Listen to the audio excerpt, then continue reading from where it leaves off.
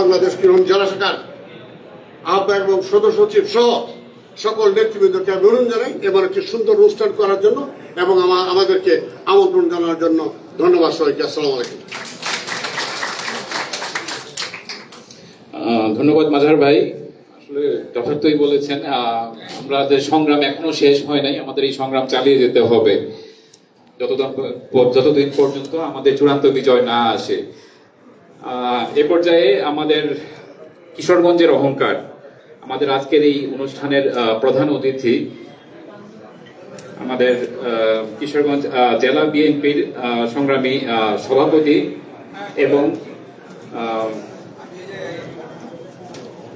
ময়মনসিংহ বিভাগের কেন্দ্রীয় কমিটির সাংগঠনিক সম্পাদক আমাদের শরীফুল আলম ভাইকে আমন্ত্রণ জানাচ্ছি।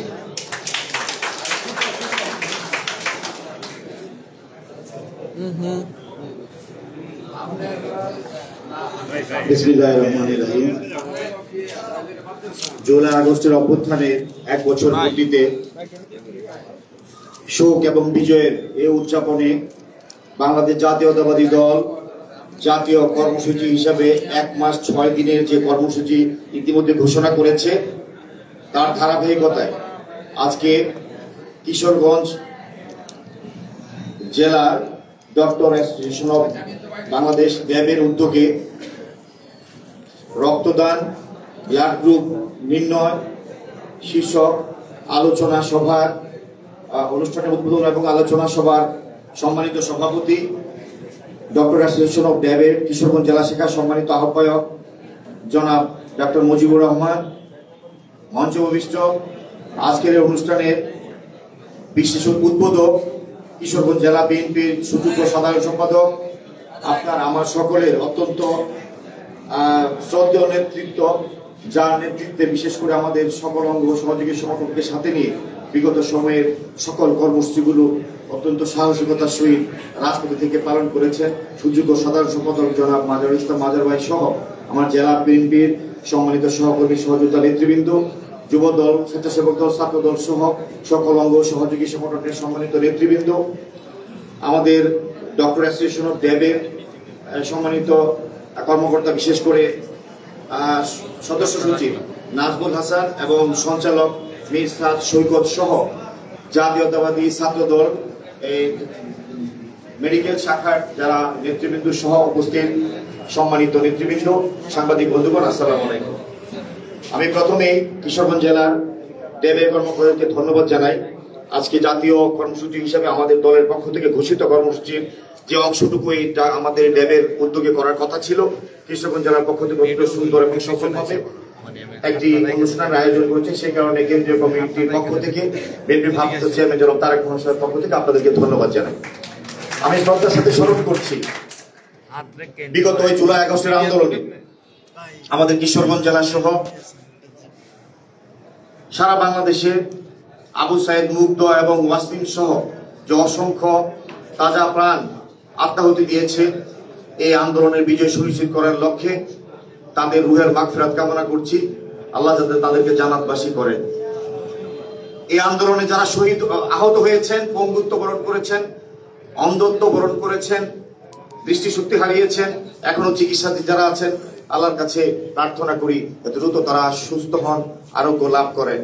যে সমস্ত মায়েরা, যে সমস্ত শিশুরা, যে সমস্ত শ্রমজীবী, খেটে খাওয়া সাধারণ মানুষ, সুশীল সমাজের প্রতিনিধি, পেশাজীবী সহ যারা এই আন্দোলনে যার যার অবস্থান থেকে ভূমিকা রেখেছেন, আমি আমার দল জাতীয়তাবাদী দলের পক্ষ থেকে তাদেরকেও আমি সশস্ত্র সালাম এবং সেলুট জানাই। আমি সেলুট জানাই, ধন্যবাদ জানাই এই ছাত্র আন্দোলনের সাধারণ ছাত্রদের পাশে, বিশেষ করে কিশোরগঞ্জ জেলা জাতীয়তাবাদী ছাত্র দল, জাতীয়তাবাদী যুব দল, জাতীয়তাবাদী স্বেচ্ছাসেবক সহ আমাদের দলের পক্ষ থেকে সকল অঙ্গ সহযোগী সংগঠন যারা এই অতন্ত্র প্রহরীর মতো মৃত্যুকে মুখে রেখে, সামনে রেখে এই ছাত্র সমাজ, শ্রমজীবী সাধারণ মানুষের পাশে থেকে সমস্ত প্রকার লজিস্টিক্স সহযোগিতা সহ সাহস জুগিয়েছে আন্দোলন সংগ্রামে পাশে থেকে এই লক্ষ্যকে অর্জন করার জন্য সর্বোচ্চ বিলিয়ে দিয়ে তারা সেই চেষ্টাটুকু করেছে।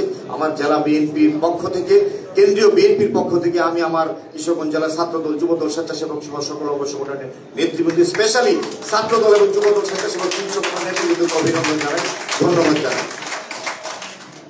প্রিয় নেতৃবৃন্দ, যুগে যুগে আন্দোলন হয়, সংগ্রাম হয়, অভ্যুত্থান হয়, বিক্ষোভ হয়, অনেক কিছু অর্জন হয়। ইতিহাস কথা বলে, ইতিহাসে সেই কথাগুলো লেখা থাকে, কিন্তু নেপথ্য অনেক ভূমিকা থাকে। যারা সেটাকে পরিচালনা করেন, যারা সেটাকে গুছিয়ে দেন, সেই ইতিহাস কিন্তু অনেক সময় পিছনে পড়ে যায়।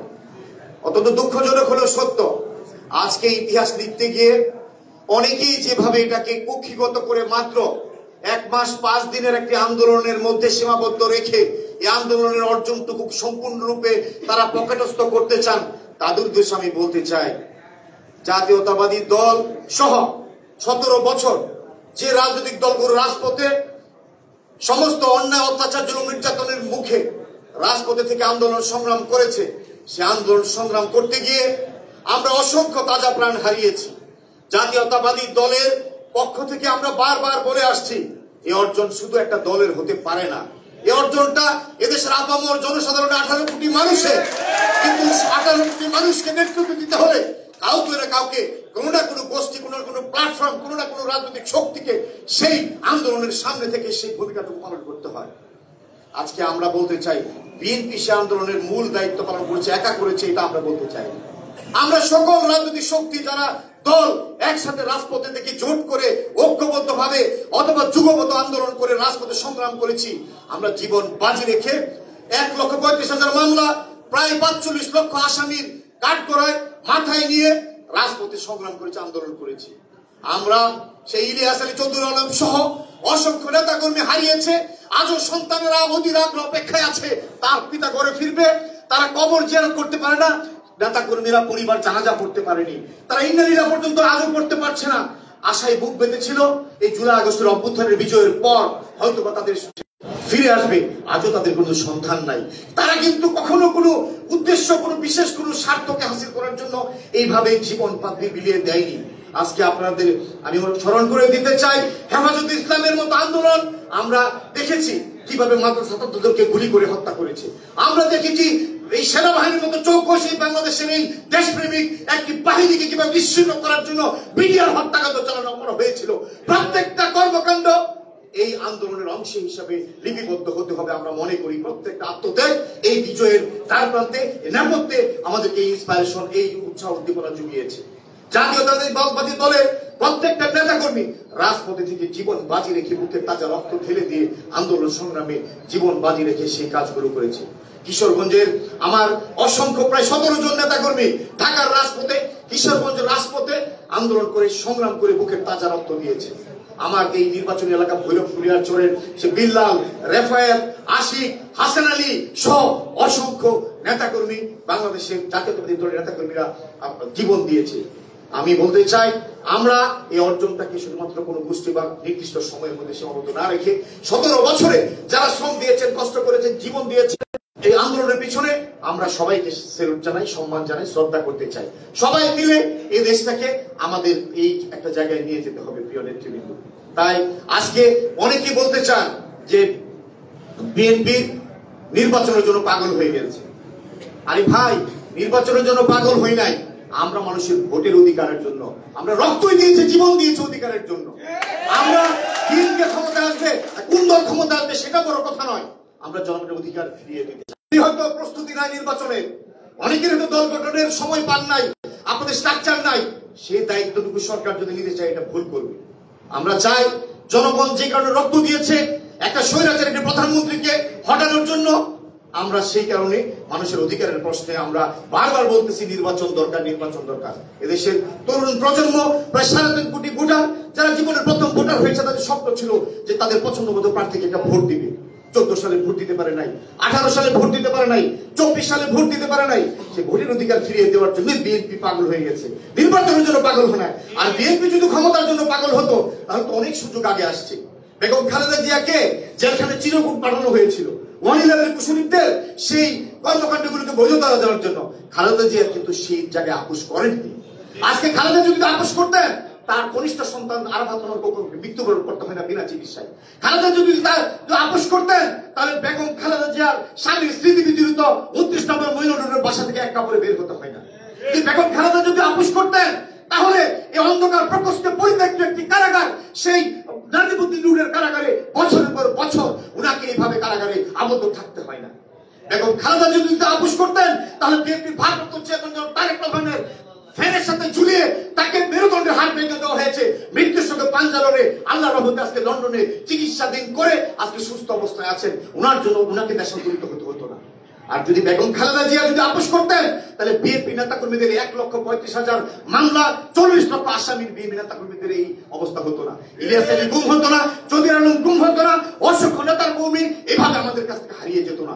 অসংখ্য নেতাগুলি পঙ্গুত্ব বরণ করেছে, মামলা খেয়েছে, পরিবার পরিজন, বাড়ি ঘর, মা সন্তান, ব্যবসা বাণিজ্য বিসর্জন দিয়ে আমাদের লক্ষ্য ছিল শুধু জিয়াউর রহমানের শিক্ষা আমাদেরকে দিয়েছে মানুষের ভালোবাসতে হবে, মানুষের অধিকারের জন্য সংগ্রাম করতে হবে, অন্যায়ের প্রতিবাদ করতে হবে। সেই মন্ত্রে দীক্ষিত হয়ে আমরা আন্দোলন করেছি, সংগ্রাম করেছি। আমরা কোনো মন্ত্রী এমপি বা কোনো দলকে ক্ষমতার জন্য সেটা করি নাই। আর সেই নেতৃত্ব দিয়েছেন বিএনপির ভারপ্রাপ্ত চেয়ারম্যান জনাব তারেক রহমান সাহেব। হাজার হাজার মাইল দূর করে জাতিকে এই আন্দোলনের সংগ্রামে বিজয়ের ডাক প্রান্তে, প্রাথমিক বিজয়ের ডাক প্রান্তে নিয়ে এসেছে প্রিয় নেতৃবৃন্দ। সেই কারণে আমরা গর্ববোধ করি, আমরা যে দলটা করি আমরা অহংকার করি না, আমরা আল্লাহর কাছে শুকরিয়া আদায় করি যে সবাই মিলে, সকল রাজনৈতিক গণতান্ত্রিক শক্তি, সকল পেশাজীবী সুশীল সমাজ সবাই মিলে সেই কাজটি আমরা করতে পেরেছি।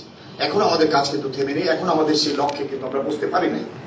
আমি ধন্যবাদ জানাই পেশাজীবীদের মধ্যে স্পেশালি ডাক্তার এবং উকিল সাহেবদের। আমরা যখন আন্দোলন সংগ্রাম করতাম, বিপদে পড়তাম, আমরা মজলুম, তখন আমাদের আশ্রয়ের জায়গা ছিল কোর্টের বারান্দা। আর যখন আমরা আহত হতাম, নিহত হতাম, আমরা কোনো ঘাতে প্রতিঘাতে যখন আমরা জর্জরিত হতাম, আমরা হসপিটালে আশ্রয় নিতাম। আমরা সেই হসপিটালে চিকিৎসার জন্য যেতাম।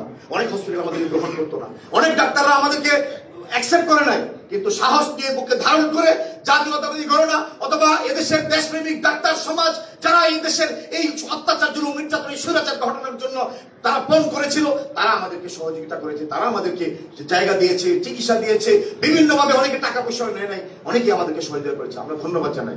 উকিল সাহেবরা যখন আমরা রাজপথে বের হতে পারতাম না, ওনাদেরকে কালো গাউন পরে সামনে দিয়ে দিতাম যে আপনারা সামনে থাকেন, সামনে থেকে আমাদেরকে একটু সহযোগিতা করেন।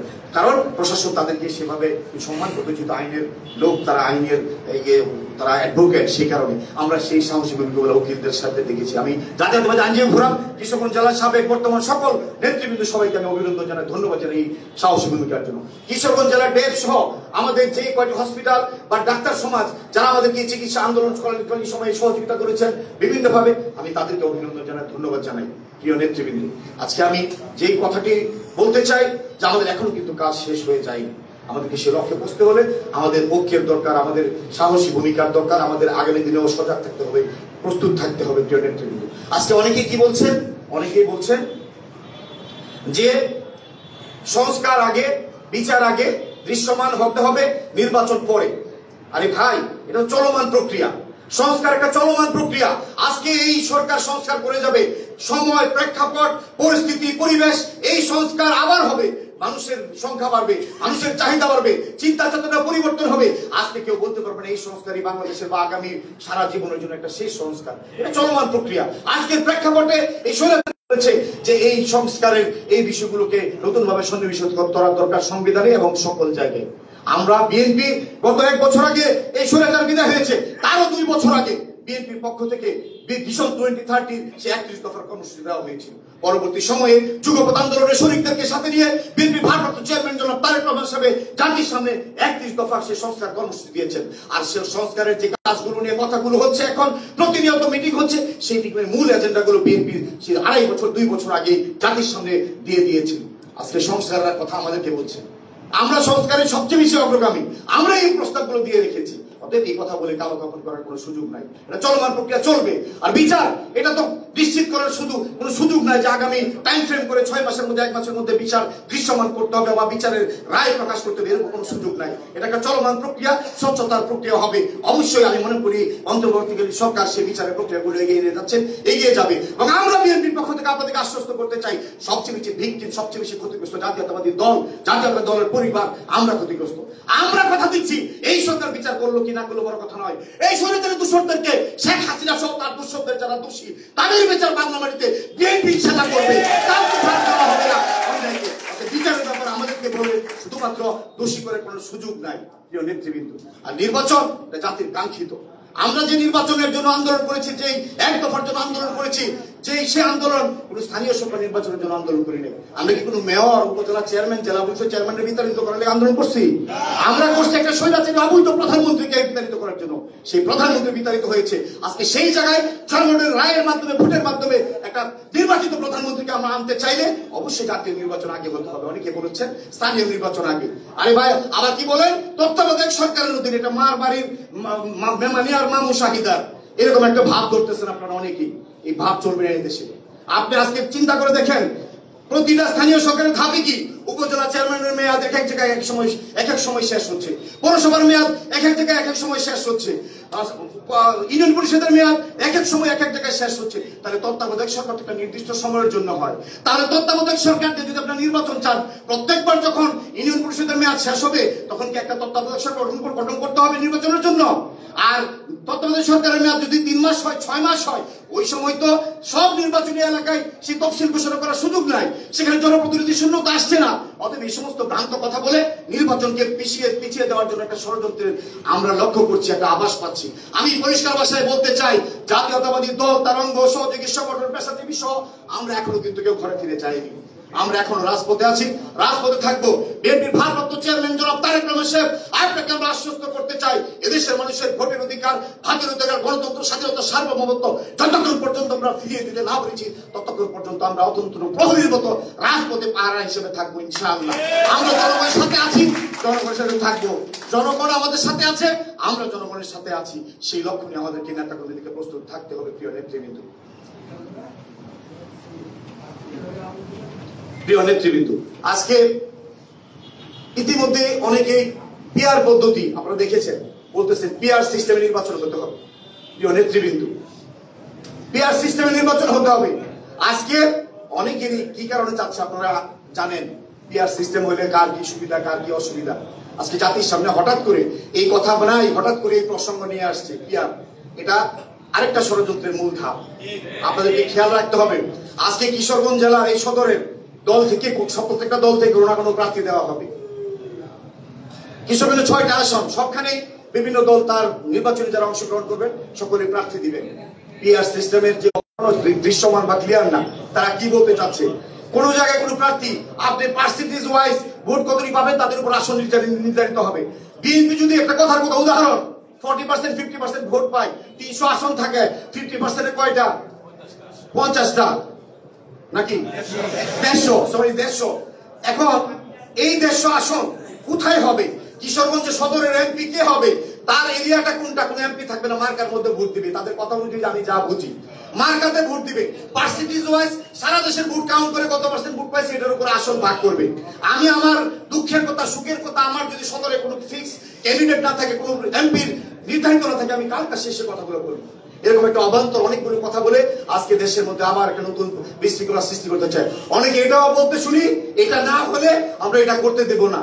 আমরা সেই কঠিন কথায় যেতে চাই না। আমি শুধু রাজপথের সহযোগী, সহযোদ্ধা যারা রাজনৈতিক দলগুলো আছে তাদেরকে অনুরোধ করব, আসুন, এত রক্ত, এত দামে কেনা এই অর্জনকে যেন আমরা নিজেরা কাদা ঝুলঝিল করে নষ্ট না করি। দেশের মানুষ অপেক্ষায় আছে, ভোটের মাধ্যমে তার কাঙ্ক্ষিত একটি নির্বাচিত সরকার প্রতিষ্ঠা করবে। আপনারা শুধুমাত্র বিরোধিতা করে অনাকাঙ্ক্ষিত বিষয়গুলো সামনে এনে কারাকে ভোট করে মানুষের অধিকারকে ব্যর্থ করে ওই পরাজিত শক্তিকে সামনে আবার আগে আনার জন্য সুযোগ তৈরি করে দিয়ে না। জাতি ক্ষমা করবে না, দেশ ক্ষমা করে, জনগণ সেটা মেনে নেবে না। আমরা আহ্বান করবো আজকের এই সভা থেকে, আসুন সকল রাজনৈতিক দল দায়িত্বশীল জায়গা থেকে সবাই ঐক্যবদ্ধভাবে আমরা এই শহীদদের রক্তের উপর শপথ দিয়ে আমরা একসাথে বাংলাদেশের এই 54 বছরের অর্জিত এই স্বাধীনতার পরের এই দেশের বয়সের মধ্যে আমরা আর দ্বিধা বিভক্ত না হয়ে ঐক্যবদ্ধভাবে আমরা আমাদের দেশটাকে এগিয়ে যাই, জনমুখী, মানবিক, সাম্য, ভ্রাতৃত্ব সহ অবস্থানের বাংলাদেশ আমরা গড়ে তুলি। এই লক্ষ্যে ঐক্যের কোনো বিকল্প নাই। সকল দলকে অনুরোধ করবো আমি, কিশোরগঞ্জ জেলা সহ সারা বাংলাদেশের জাতীয় পর্যায়ের নেতৃবৃন্দর কাছে আহ্বান করবো, আসুন আমরা সবাই মিলে এই দেশটাকে সামনের দিকে এগিয়ে নিয়ে যাই। এই ছাত্র জনতার এই রাজনৈতিক শক্তির আন্দোলনের যে স্বপ্ন, যে ভীষণ যে লক্ষ্য, এই লক্ষ্যকে সামনে রেখে আমরা প্রস্তুত হই। জাতীয়তাবাদী নেতা কর্মীদের উদ্দেশ্যে আমি দু একটি কথা বলতে চাই। আমরা বৃহৎ রাজনৈতিক দল, এদেশের রাজনৈতিক প্রেক্ষাপটে বাংলাদেশে আমাদেরকে মানুষ পছন্দ করে ভোট দিতে চায়। আমাদের কর্মকাণ্ড মানুষ লক্ষ্য করে, আমরা সঠিক কাজ করলে মানুষ খুশি হয়, ব্যাঠিক কাজ করলে মানুষ ব্যথিত হয়, কারণ এই দলটাকে ভালোবাসে। স্বাধীনতার পর নির্বাচিত প্রত্যেকটা সময় যতবার আমরা রাষ্ট্র ক্ষমতায় এসেছি, আমরা আমাদের দলের পক্ষ থেকে কখনো শহীদ রাষ্ট্রপতি জিয়া রহমান, কখনো বেগম খালেদা জিয়া এই দেশের মানুষের জন্য কল্যাণের জন্য কাজ করার চেষ্টা করেছি। আমাদের ভুল প্রান্তি থাকতে পারে। আমি এই বৃহৎ রাজনৈতিক দলের নেতা কর্মীদেরকে যে ইতিহাসের কথা বললাম, সেই ইতিহাসের দিকে তাকিয়ে আপনাদেরকে শুধু এই কথাটুকু বলবো, আপনারা এমন কোনো কাজ করবেন না, এমন কোনো কাজ বডি ল্যাঙ্গুয়েজ অথবা চলাফেরা, এমন কোনো আচার আচরণ আমরা প্রদর্শিত করবো না যাতে মানুষ ব্যথিত হয়। আমাদের কিন্তু মানুষের সমর্থন সুজলা সুফলা শস্য শ্যামলা পরিপূর্ণ সমৃদ্ধশীল একটি বাংলাদেশ আমরা গড়ে তুলবো। সাম্য ভাতৃত্ব সহাবস্থান আর এই সামাজিক মূল্যবোধের একটি সমাজ ব্যবস্থা গড়ে তুলবো। আর সেটা করে তুলতে হলে আমাদের ঐক্যের কোনো বিকল্প নাই। আর নেতা কর্মীদেরকে সর্বোচ্চ ত্যাগ স্বীকার করতে হবে। আজকে গুটি কয়েক নেতা কর্মী অতি উৎসাহী যদি মনে করেন দলের এই সুসময় এই প্রাথমিক বিজয়ের প্রান্তে দলের বদনাম করে কোনো একটা ফায়দা হাসিলের জন্য দলের নেতা কর্মীদেরকে ব্যবহার করবেন, দয়া করে মাথা থেকে এটা ছেড়ে ফেলতে হবে। দলের দায়িত্ব নিবে না। আমি আগেও বলেছি, আজকেও বলি, বিএনপি ভারপ্রাপ্ত চেয়ারম্যান জনাব তারেক রহমান সাহেব প্রতিনিয়ত প্রতি মুহূর্তে আপনাদেরকে এই কথাগুলো স্মরণ করে দিচ্ছে, আমাদেরকে স্মরণ করে দিচ্ছে। আমরা এমন কোনো কাজ করবো না যাতে দলের বদনাম হয়, বেগম খালেদা জিয়ার বদনাম হয়, তারেক রহমান সাহেবের বদনাম হয়। জনগণের কাছে ভোটের জন্য গেলে যাতে প্রশ্নের সময় 5 তারিখের পরে এই কাজ করেছে, এই কাজ করেছে, এই কথা শুনতে আমরা রাজি নই। হয়তো বা আপনাকে বলবে না, আমরা সেটা প্রশ্নের উত্তর দিতে হবে, আমাদেরকে সেই জবাব দিতে হবে। তাই এই নেতা কর্মী যারা আছেন, আমরা জানি, আমি রাজপথ থেকে বেড়ে ওঠা, আমি শরীফুল আলম, সেই তৃণমূল থেকে বেড়ে ওঠা আজকে এই জায়গায়। আপনারা আমি অনেক বড় জায়গায় নিয়েছেন, আপনাদের সহযোগিতা। আল্লাহ আমাকে এখন কেন্দ্রীয় বিএনপি সাংগঠনিক সম্পাদক, আমি একটা বিভাগের দায়িত্বে কাজ করছি, যারা বিএনপির দায়িত্ব পালন করছি। দল আমাকে অত্যন্ত পছন্দ করে, আদর করে, দলের সর্বোচ্চ নেতৃত্ব, এটা আপনাদের দোয়া, আপনাদের সহযোগিতা। কিশোরগঞ্জ জেলা বিএনপি আমার বাড়ি এখান থেকে 75 কিলোমিটার দূর। আপনারা যেভাবে আমাকে গ্রহণ করেছেন, সম্মান করেছেন, ইজ্জত করেছেন, আমাকে স্নেহ ভালোবাসা দিয়ে সহযোগিতা করে এই আন্দোলন সংগ্রাম সহ দলের প্রত্যেকটা কর্মসূচিকে পালন করার জন্য আপনারা দায়িত্ব দিয়েছেন। সারা জীবন হয়তো আমি কিশোরগঞ্জ জেলার দায়িত্বে থাকবো না, পরবর্তী সময়ে নতুন জেনারেশন অন্য নেতৃত্ব আসবে। আমাদের এই ঐক্য, এই যে কাজের স্পিরিট, এই যে একটা পরিস্থিতি আমরা গত এই 10 বছরে কিশোরগঞ্জ জেলা বিএনপির যে ঐক্যটা, যে জায়গাটায় নিয়ে এসেছি, এটাকে আমাদের ধরে রাখতে হবে। এবং দলের ইমেজকে কিভাবে বাড়ানো যায়, জীবনে অনেক কিছু পাবেন, অনেক সুযোগ আসবে, সুযোগের সদ্ব্যবহার যদি আমরা না করতে পারি, কোনোদিন সেই মানুষের জন্য কিছু করার সুযোগ থাকবে না। আমি অনুরোধ করবো, আল্লাহর হস্তে যেহেতু আমাকে ভালোবাসেন, আমাকে আপনারা স্নেহ মমতা করেন, দলের নেতা কর্মীদেরকে অনুরোধ রাখবো, বাংলাদেশের একটি মডেল জেলা হিসেবে আগামী দিনে আমরা এই কিশোরগঞ্জকে গড়ে তুলতে চাই। কিশোরগঞ্জের জন্য অনেক ভালো কিছু অপেক্ষা করছে, যদি আপনারা একটু সহনশীল হন, একটু ধৈর্য ধরেন, একটু শৃঙ্খলা দলের রক্ষা করেন। আমি বিশ্বাস করি বিগত সময় আন্দোলন সংগ্রাম করতে গিয়ে কারা কত কষ্ট করেছেন, কি শ্রম দিয়েছেন, কি পরিশ্রম করেছেন, সবাইকে সেই অনুযায়ী ইনশাআল্লাহ মূল্যায়ন করা হবে। আল্লাহ যদি আমাকে সেই সুযোগ রাখে, সেই দায়িত্বে আমি থাকি, ভয়ের কোনো কারণ নাই। অতএব তারা হওয়ার কোনো প্রয়োজন নাই। আর যারা হাইব্রিড, যারা অতি উৎসাহী, যারা নতুন, অনেকে ভয় থাকে, অনেকে এই কথাগুলো বলে থাকে, এই কথাটা বারবার বলার কোনো প্রয়োজন নাই। আপনাদেরকে বলেছি, আশ্বস্ত করেছি, আমরা চিনি তাদেরকে। অতএব যারা তাড়াহুড়ো করবে, কোনো লাভ নাই। এই নেতা কর্মীদের মূল্যায়নের জন্য আমি শরীফুল আলম, আমার নেতৃত্ব, আমার মাজহারুল ইসলাম ভাই, আমরা যারা আছি, অবশ্যই আমরা সেটা খেয়াল রাখবো। আমি অনেক বড় লম্বা বক্তব্য, আমি কথা দীর্ঘায়িত করবো না। আজকে সুযোগ পেলাম, অডিয়েন্সটাও ভালো, এবং সব মিলাইয়া আসলে অনেকদিন পরে একটা অনেক কথা বলছি আপনাদের সামনে, ভালো লাগছে। আমি আর কথা দীর্ঘায়িত করবো না। পরিশেষে যে কথাটা বলতে চাই, আমাদের বিএনপির ভারপ্রাপ্ত চেয়ারম্যান আগামী দিনে, যিনি বাংলাদেশি মানুষ যার জন্য অপেক্ষায় আছে, আমরা গর্ববোধ করি ওনার জন্য।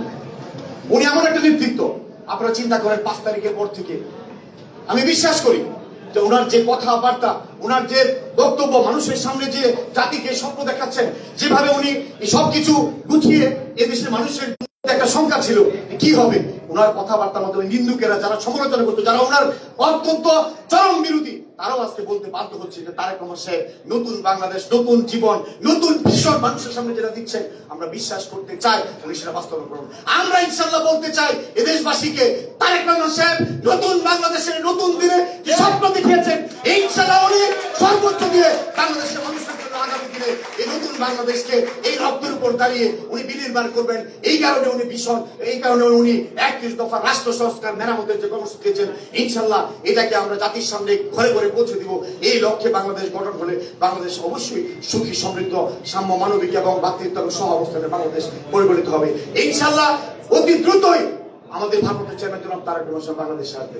উনি গতকালকে পটুয়াখালীর একটি জনসভায়ও বলেছেন, পটুয়াখালী জনসভার কাউন্সিল শেষ করে রাতের বেলা 7:30 আমার সাথে স্কাইপে ছিল, দক্ষিণ জেলা বিএনপির পক্ষ থেকে সেখানে আমাদেরকে আল্লাহর রহমতে আপনাদেরকে আশ্বস্ত করতে চাই, আশা করি খুব দ্রুত সময়ের মধ্যে উনি বাংলাদেশে ফিরে আসবেন। সেই লক্ষ্যে আপনারা সবাই ভালো থাকবেন, ঐক্যবদ্ধ থাকবেন, দলের ইমেজ ধরে রাখবেন, দলের ঐক্য ধরে রাখবেন, নেতৃত্বের শৃঙ্খলা ধরে রাখবেন। ইনশাল্লাহ কাঙ্ক্ষিত লক্ষ্যে আমরা যদি সৎ এবং ন্যায় এবং সঠিকভাবে কাজ করেছি, আমাদের লক্ষ্যে আমরা পৌঁছতে পারবো, যত ষড়যন্ত্রের হোক। প্রিয় নেতৃবৃন্দ, আমি আবারও এই ডক্টর এস.এস. দেবের আজকের এই রক্তদান, ব্লাড গ্রুপ নির্ণয় সহ সকল কার্যক্রমে তারা যে সুন্দর একটি আয়োজন করেছেন, সেই কারণে ট্যাবের সভাপতি, সদস্য সচিব সহ সকল কর্মকর্তাদেরকে অভিনন্দন, ধন্যবাদ জানাই। ইনশাল্লাহ ভবিষ্যতেও আপনাদের যে কোনো কর্মকাণ্ডে, যে কোনো কিছুতে আমাদেরকে স্মরণ করবেন, আমরা আপনাদের পাশে আছি, আপনাদের সার্বিক সহযোগিতায় আমরা সবসময় থাকবো। আবারও আপনাদের এই আন্দোলন সংগ্রামের সময় আপনাদের যে ভূমিকা, সেই ভূমিকার জন্য আপনাদেরকে ধন্যবাদ জানিয়ে, অভিনন্দন জানিয়ে আমি আমার বক্তব্য শেষ করছি। আল্লাহ হাফেজ। বাংলাদেশ জিন্দাবাদ। শহীদ রাষ্ট্রপতি অমর হোক। বেগম খালেদা জিয়া জিন্দাবাদ। তারুণ্যের অহংকার তারেক রহমান জিন্দাবাদ জিন্দাবাদ। ধন্যবাদ সবাইকে। অত্যন্ত ধন্যবাদ আমাদের আলম ভাইকে, আমাদের জাতীয়তাবাদী প্রতীকী সৈনিককে তার জ্বালাময় বক্তব্যের মধ্য দিয়ে উজ্জীবিত করার জন্য। আসলেই বাংলাদেশ জাতীয়তাবাদী দল বিএনপি জনমানুষের দল।